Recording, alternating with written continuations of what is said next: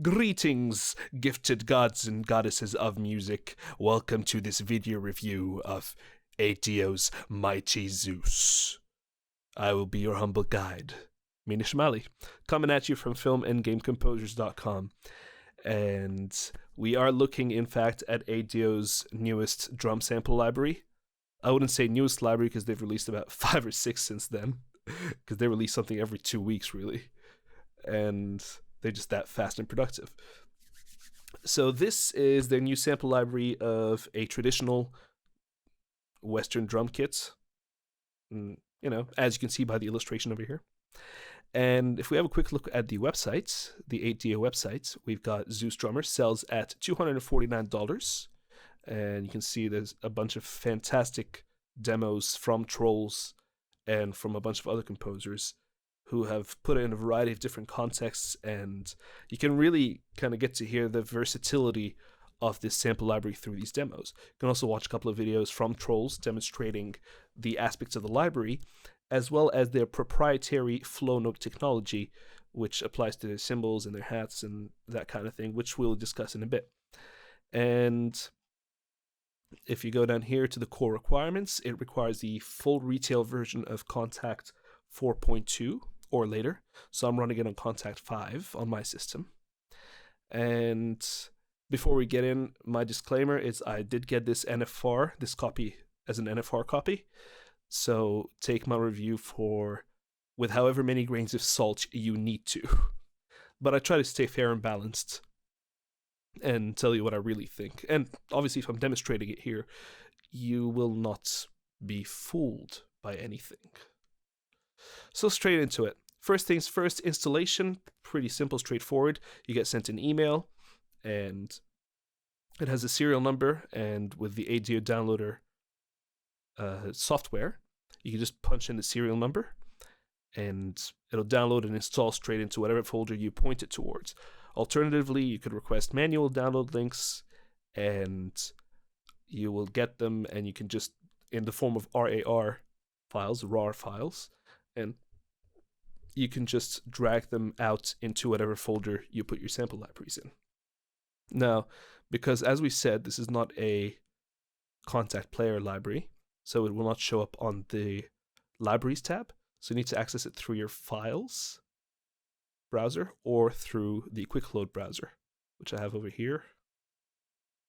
And yeah, we can get into it. So we'll have a look through this browser. So it comes with 5 patches. First thing is the main kit, then you got a main light, bleed full, room full, and bonus. So load up we've got the main kit loaded up. And let's just dive straight into it, see how it sounds, okay? So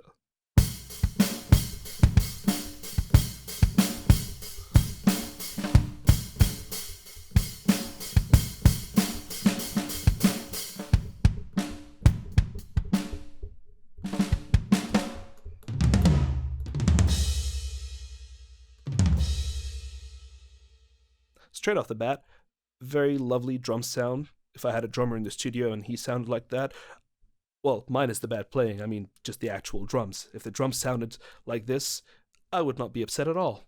So it's pretty cool. And as you can see through these colors, they're mapped. The same instrument can be mapped into 2 different keys, so you can do a lot of really fast playing and a lot of rolls.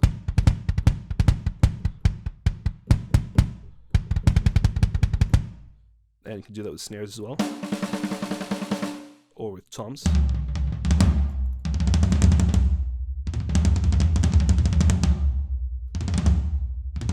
And with the hats as well, but they're a little different though.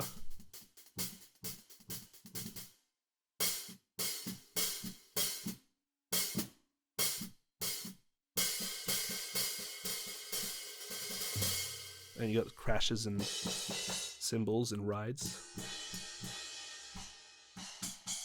And you got a wider selection over here on the right.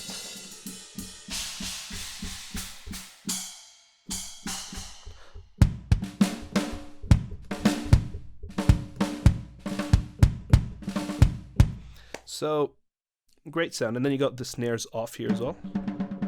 So here's snare on, snare off. which is a very useful sound in different applications. You got these sticks together, and you got some claps and snaps.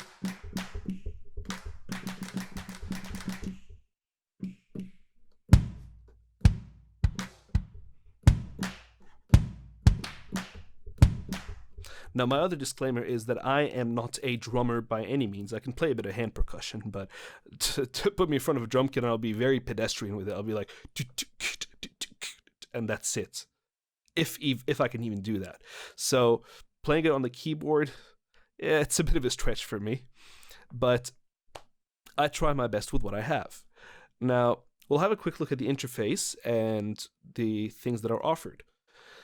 So straight off the bat, you have a look, and there's a drum kit there that you can see every time you hit something. It says you kick, you snare, your toms, and your cymbals, your hi-hats, and your cymbals. And your cymbals also like open and choked, and this is choked.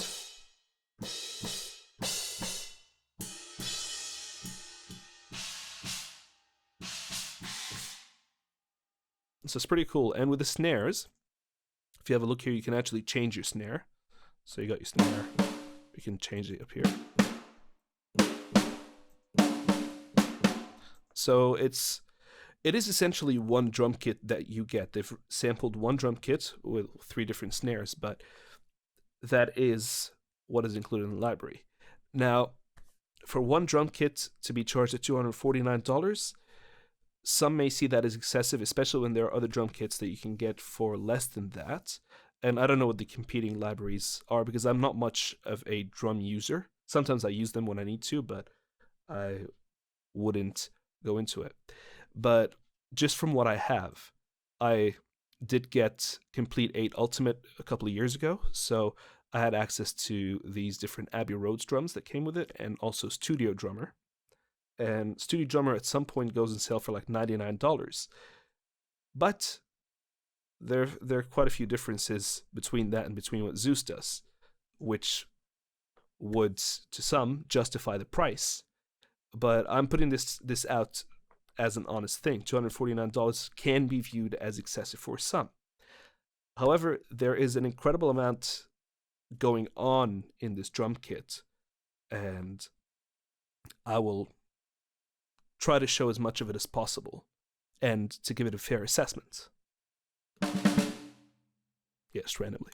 So one of the beautiful things is you can select each drum individually here, and you can change any of its parameters off the GUI. So say for the kick, for example, you can change its tuning.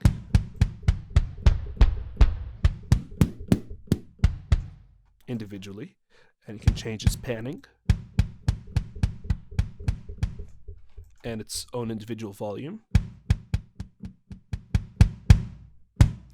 And then you can do fine-tuning,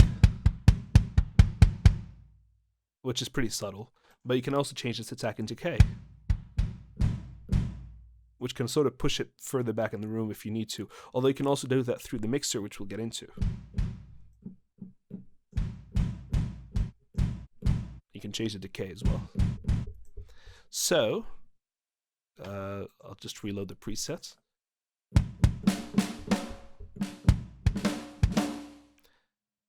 So it's a lot that you can do with it straight off the bat, and you can just preview it here, do that with the snare as well, and see if you tune up the kick, for example, because the snare will still be the same. So you can do whatever you want, really. So we'll just reset those. And a really neat trick here, a really neat little feature, is this little gear, or this couple of gears, is actually to remap the kick. So if you want to remap the kick, say to D instead, or you can do it to E. So you can do that, which is brilliant. I mean, I'm happy to stick with whatever the default is and just play it and learn it that way. But if you have a very specific idea of what you want, you can remap your drums, which is brilliant. Now, over here, we've got some presets that change the sound, so they changed some of these parameters. Also, they changed some of the stuff behind the scenes in the mixer page, which is this one. We'll go through these presets in a minute, but I will show you the mixer page. And as you can see, all of these are different mics. So you got your kick mic, a mic at the top of the snare, and mic at the bottom of the snare. Hats, a rack for the normal toms, well, the upper toms, and floor for the lower toms. A cymbals mic, an overhead that covers the whole drum kit, and a room mic that's, I think, set up at a distance, and a trash mic which is affected.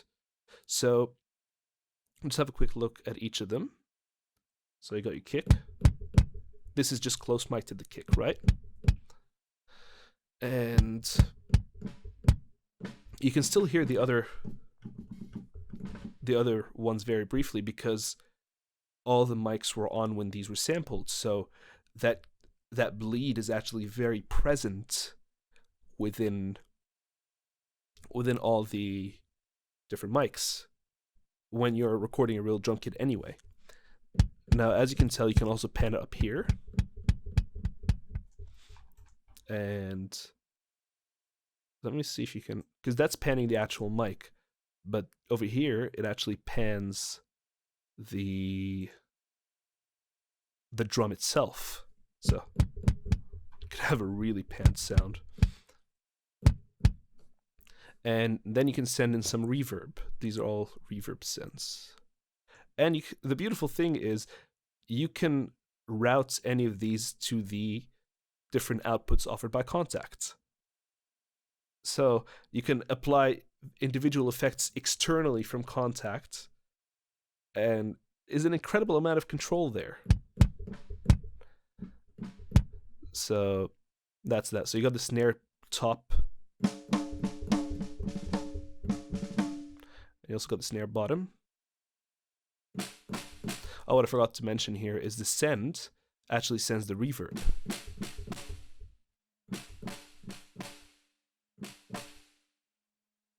Where we go? Oh, we have to turn the reverb on. So the reverb down here, turn it on.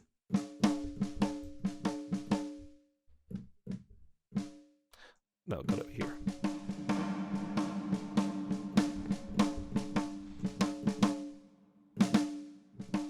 You can put it here for the kick.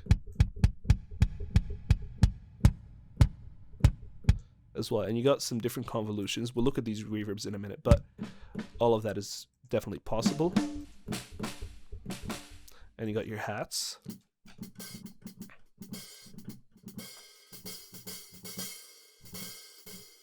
And you got your rack, which is your top toms. Sorry. And the floor, which is your bottom toms.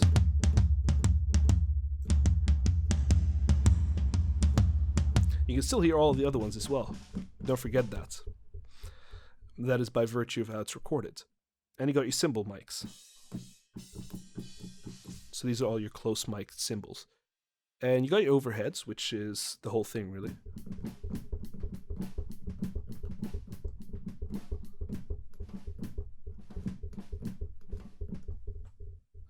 And a room mic.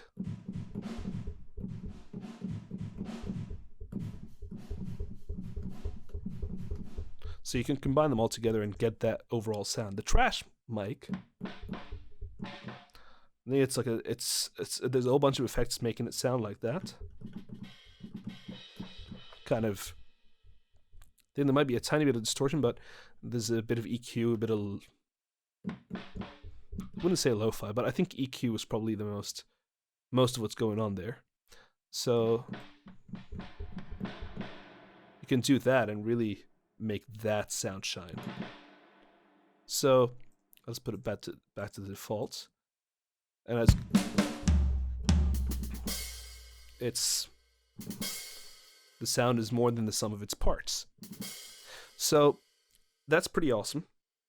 I really enjoy that presence. Now you can also control a master reverb here and the master volume. Now, each individual mic, with the exception of the reverb, actually you can, because here you can put the reverb on, but each individual mic can have its own effects applied. So I'll solo the kick mic, and then you can play with the spread, which you don't really need to, but this probably works better for other mics. We will play with the EQ. Put the high down a little bit, and then we can put the compression on a little more.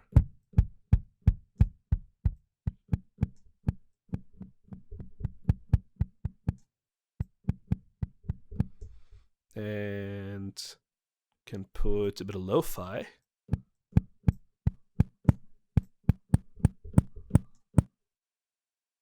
And then add the reverb.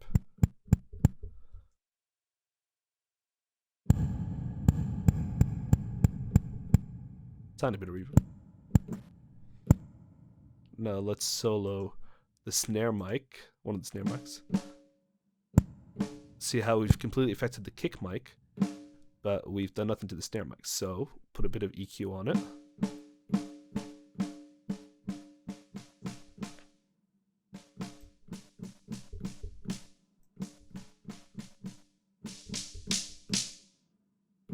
A bit more compression.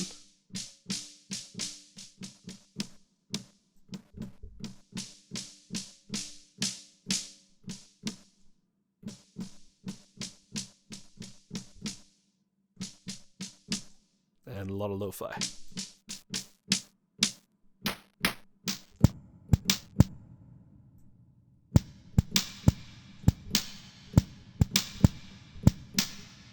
So see, we've, from that original drum sound, by applying all these effects, we've gotten a different snare sound. And I combine that with a bit with the snare bottom one.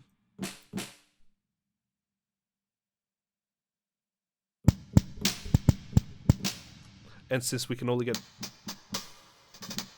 we've got the hats off these mics anyway.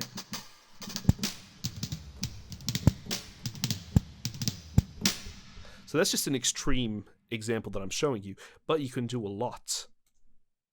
So bring it back to the default. So as you can see, there's a lot that can be done by yourself. The other beautiful thing and the other source of value that I've found is that they have provided you with a bunch of fantastic presets. So default Zeus is just, this is your straight out of the box sound. Stadium Rock, it's a different set of parameters.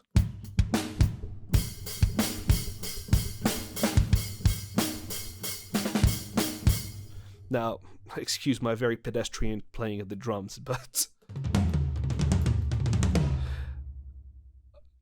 that's just how I roll with it. But I will show you a piece of music that I wrote with that sounds a little bit better than this.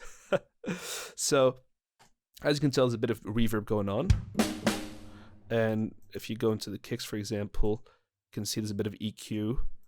And with the snares, there's a bit of EQ as well. No, sorry, there's no EQ. There's compression. And you got a bit of compression with the hat. So there's a lot happening there that they've done. So that's your Stadium Rock compared to the default Zeus.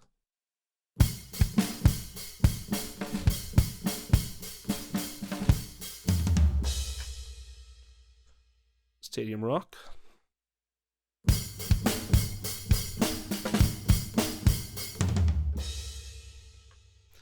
And then you got heavy set.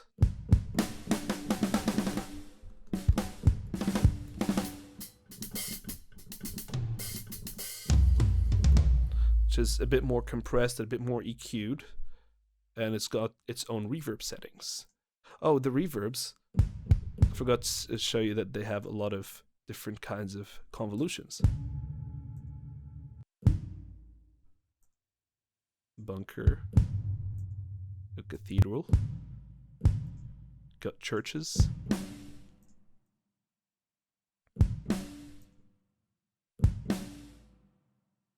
Got halls, outdoors, parking lot, a room,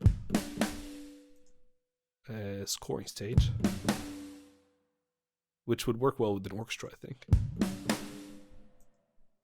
So this space is a little weird. Stairwell,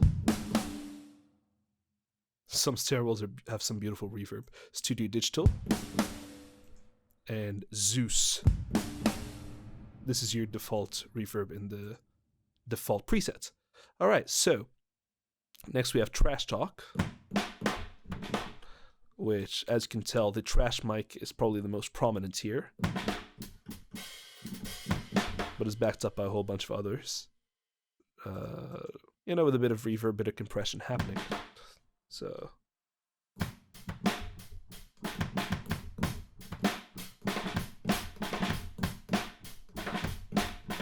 now when I'm putting down drum parts, I'll focus on each part at a time. So I'll be like, the kick might need to go like boom, boom,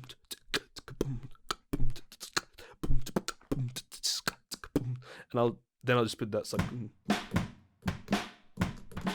and then I'll start doing like. So I'll do that. So I'll do this and then like maybe put in a few tones like so something like that. But I sometimes also program it in. But that's just me. Some people I've seen play amazing MIDI drums, and maybe it would be an interesting experiment to bring in someone with an electronic drum kit, hook it up to this, and see how they feel about it. Now, the Brink.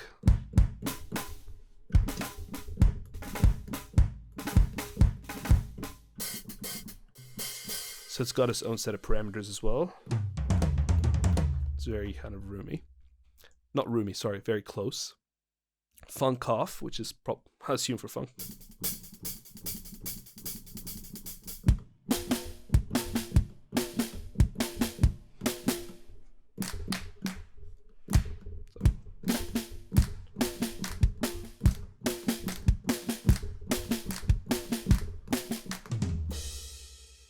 Very pedestrian, I know, but it's okay. It's okay.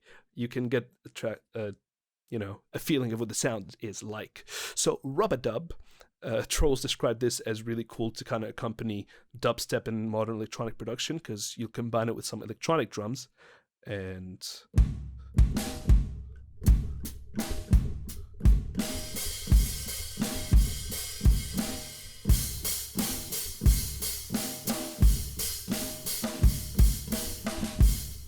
you could do it with dubstep.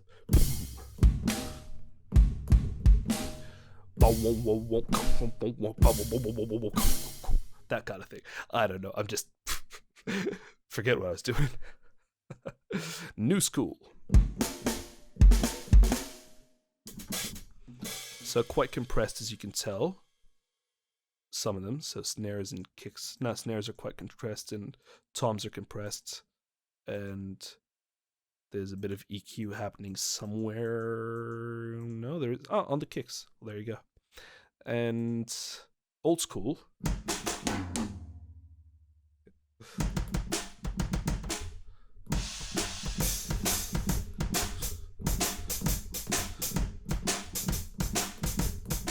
Something like that. Next door, this is the tragic, there's a garage band next to you.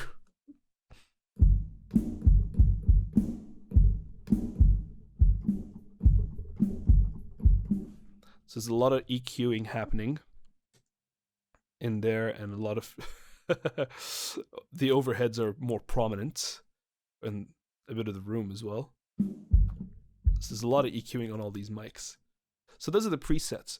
Now, something I did not talk about, and something that is an important selling point for this library, is flow notes. Flow note, as they describe it, is when you're playing real cymbals and real hats, when you hit them again, when you hit one and then you hit it again straight afterwards, the sound doesn't actually stack up. The sound gets muted a little bit, and the sound from the previous hit gets carried over. So they've implemented that through scripting and through the way they've recorded the samples, specifically for the hi-hats and the cymbals. Now, I'm not sure if they have also done it for anything else. All I've seen is that they've spoken about it for cymbals and for hi-hats. So I've got the manual on here. So on here it says, Zeus is the first library to utilize our flow note technology. And one of the challenges with normal drum sampling is that elements like hats and cymbals artificially stack up upon each other. In reality, a cymbal doesn't stack, it's partially muted when it's hit again, while also carrying some sound from the previous hit. We call this concept flow notes. So that makes sense. And not being a drummer myself, I can't always tell the difference, I will have to admit that. So I won't necessarily hear it. Yes, I will. I might be able to hear it if I compare it to a real drum.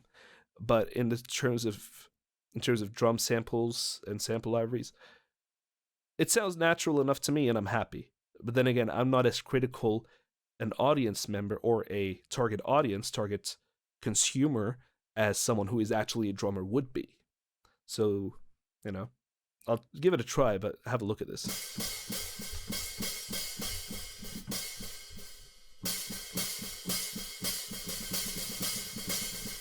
So if you're a drummer, do you think that would satisfy you?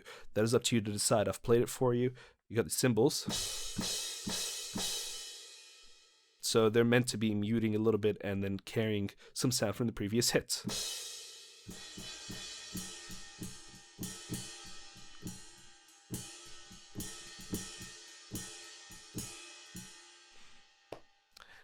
Now,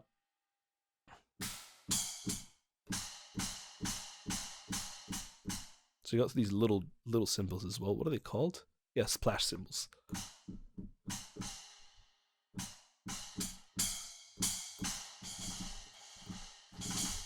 Now, it does make for some cool rolls, some cymbal rolls, which you can hear. It's like a few.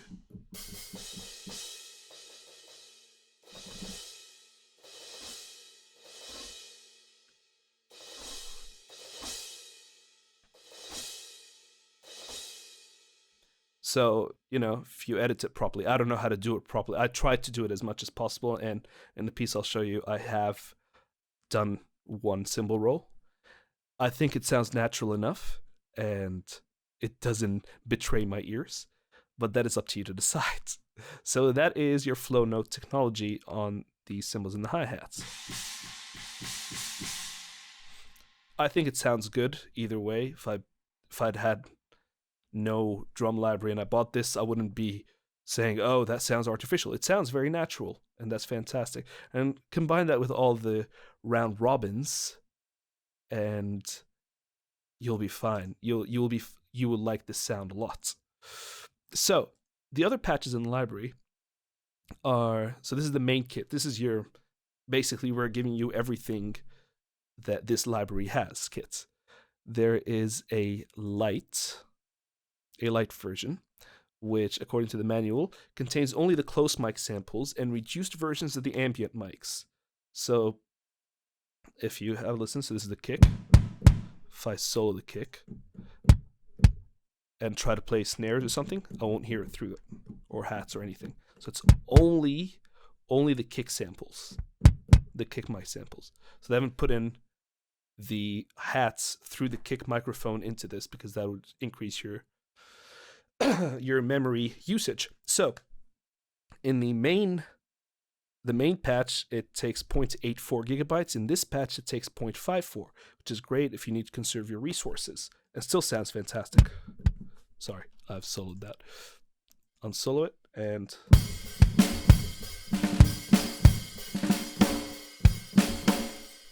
so still sounds great, and got the same presets as well. So you're not really at a loss there, at much of a loss. Like, it's a little bit, but you'll be fine. And in the context of a mix, you might be hard pressed to tell. But I personally like to have the full thing and let it speak naturally in a mix. The bleed full is quite the opposite of the light one.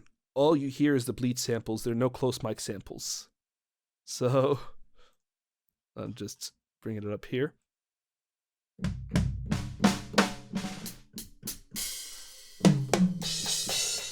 So if you go to the kick, there is no actual close kick mic, but there are hats and snares.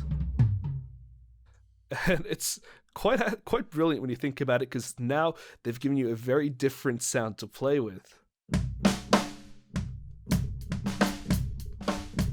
and it's almost like having it's the same kit mic'd a little differently, but it's almost like having an entirely different drum kit. Ooh, that's pretty loud. Sorry about that.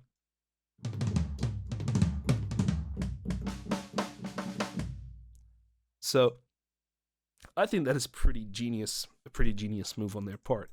And much the same as the other kits, the same presets apply.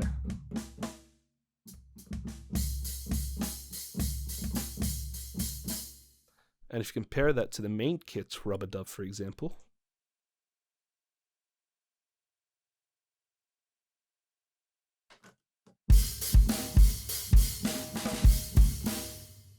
put that back into the bleed mics and put in the Rub-a-Dub. Put that down a little bit.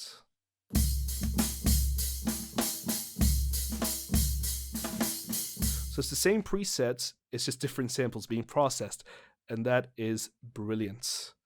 So in essence, they've given you a variety of different ways to process the same drum, and that, I think, is where some of the value will lie for a lot of users.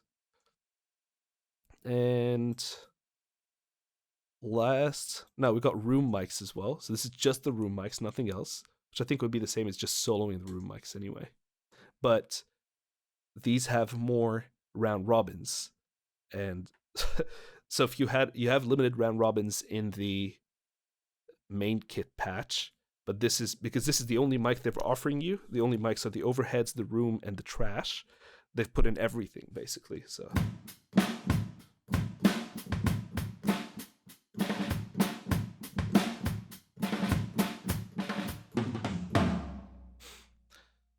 it's a lot to go for, and put the room up a little bit.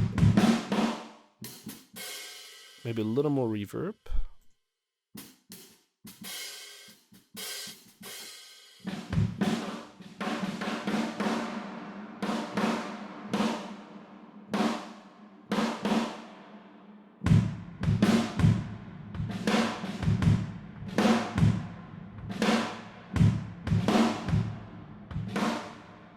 So there's a lot you could do there, and much of the same presets,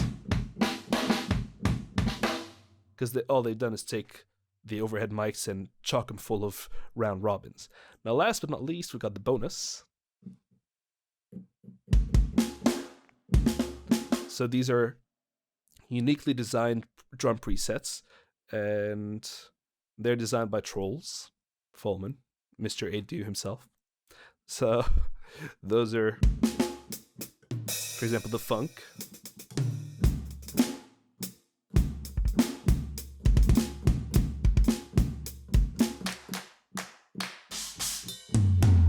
Whatever, and then abstract, which has that alien reverb again.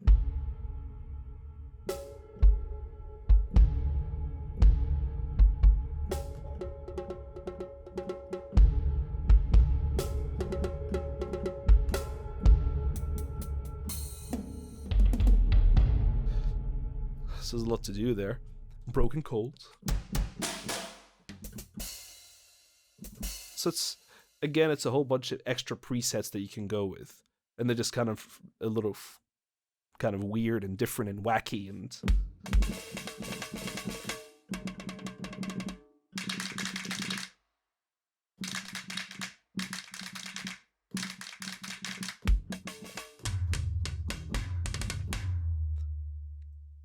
different amounts of EQ, reverb, compression.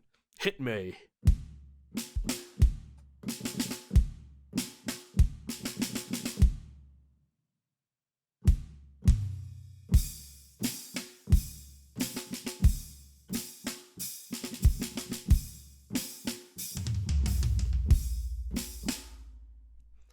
So a lot of different interesting things. The boomer.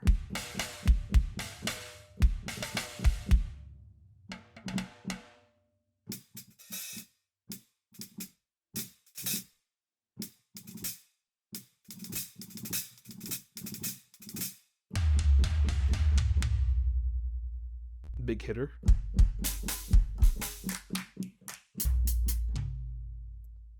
pump it up.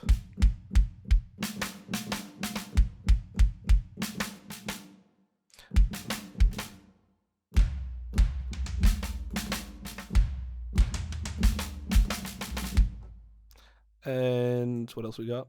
High and tight. So a lot of retuning there.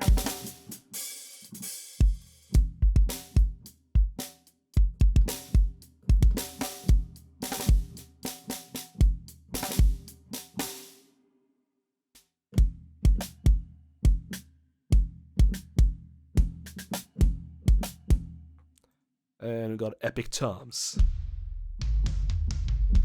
So kicks are tuned down, toms are tuned down.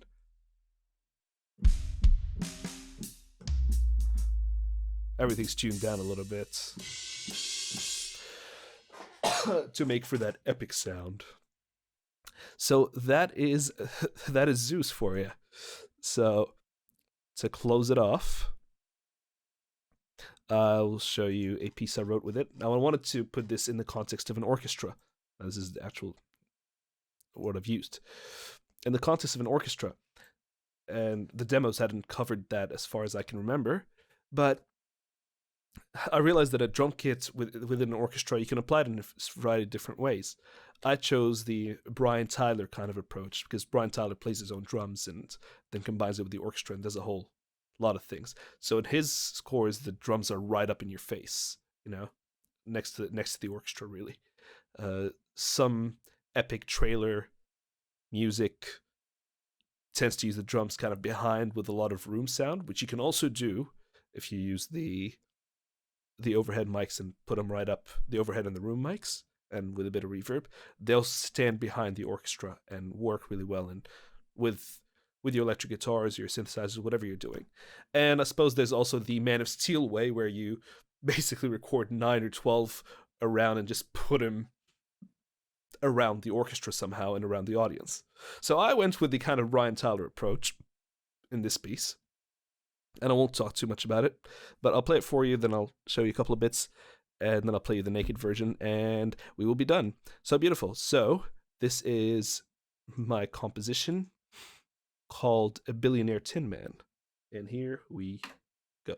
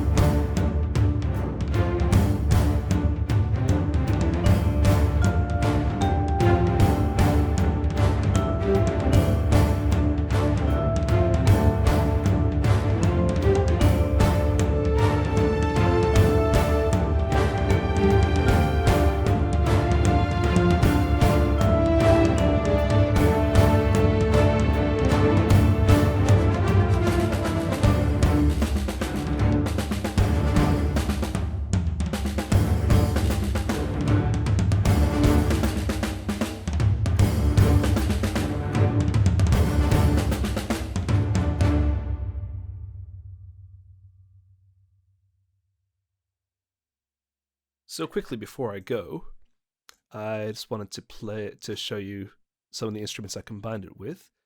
The other ADO instruments I had were adagietto, used for the strings, so it's like...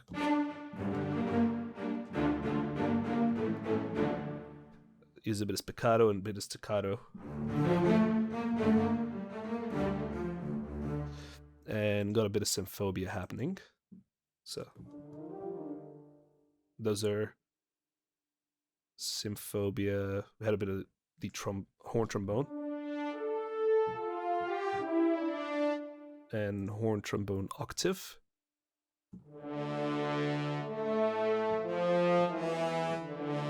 Some beautiful sounding stuff, and a bit of string brass happening. So you had some low strings and brass.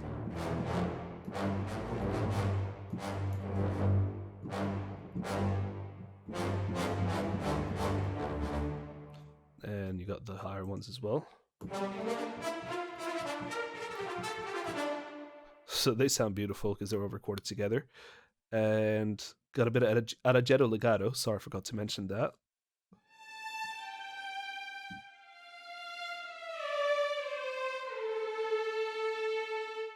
And we got the Spitfire Orchestral Grand.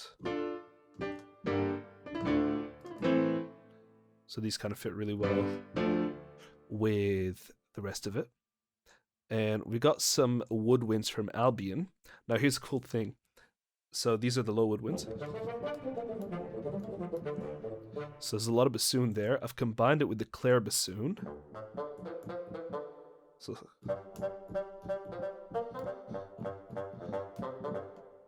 you put them together. So you get the detail of the solo bassoon on top of the ensemble sound of the Albion woodwinds. So as I've done here for the high instrument. So combine that with the Clare flute. So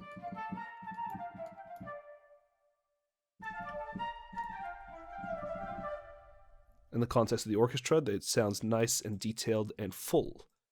So the last thing I also use, you can hear a vibraphone, which is from Project Sam's True Strike. If you put the sustain pedal. And this comes with the motor to give the vibrato, which puts in a bit of movement within the context of the piece. So that is how I constructed the piece. Just thought anyone would like some insight into that. I will now just play you the track again, but solo the drums. And I will bid you farewell for now. I'll see you, wonderful people, in the next review.